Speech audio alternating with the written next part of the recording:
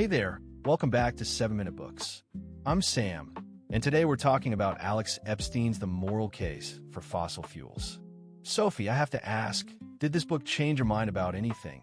Or did it just make you mad? Hey there, Sam. Honestly, it did both.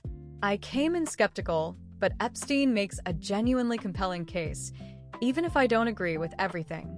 He's basically arguing that the whole environmental movement has it backwards, that fossil fuels aren't a vice to be phased out, but a moral good to be embraced. Right? And the way he frames it is so simple. He asks, what's our standard of value?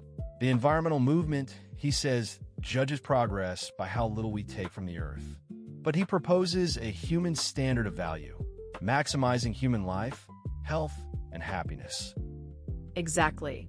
And from that perspective, nature isn't a pristine sanctuary. It's a dangerous wilderness. Before fossil fuels, life was brutal and short. We were at the mercy of climate, disease, starvation. Fossil fuels gave us the power to subdue that wilderness. He calls them the master resource.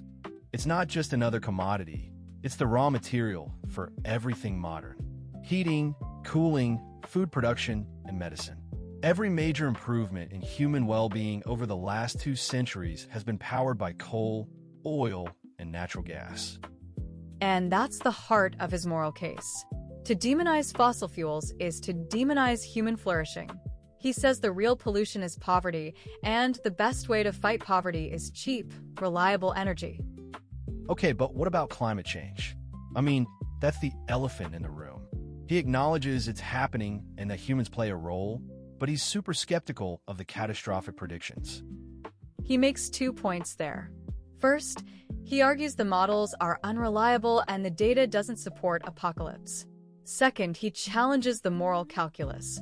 Even if the worst-case scenarios are true, what's the proposed solution? Drastically cutting fossil fuels would condemn billions to poverty. That's the part that got me.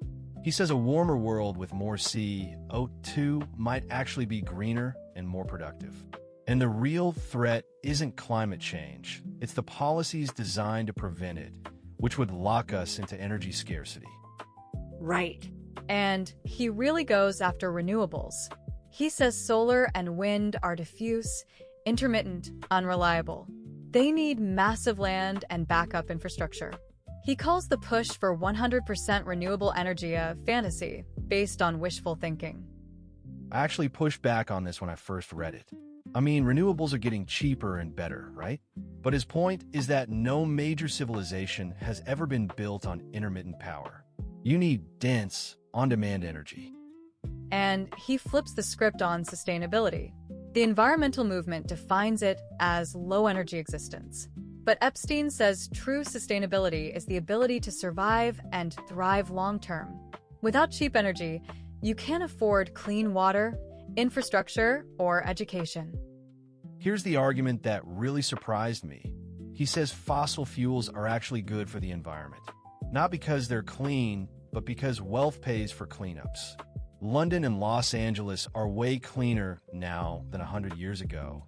And that's because we could afford scrubbers and catalytic converters. Exactly.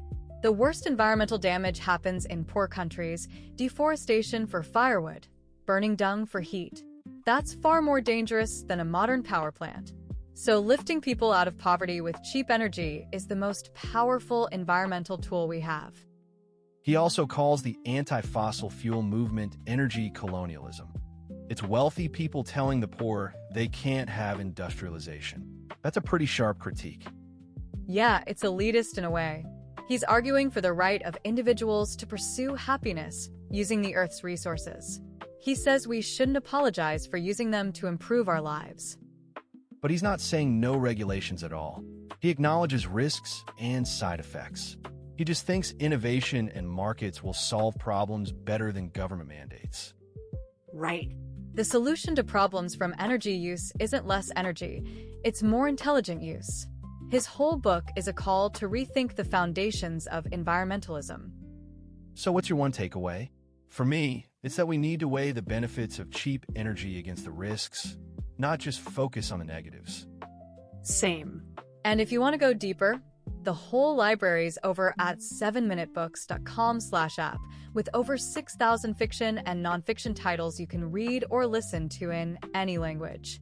It starts at $2.99 a month, $9.99 a year, or $19.99 for lifetime access. Nice. So overall, Epstein's moral case is simple. Fossil fuels have made human life better, and walking away from them would be a disaster for the world's poor. Love it or hate it, it's a perspective that forces you to rethink everything.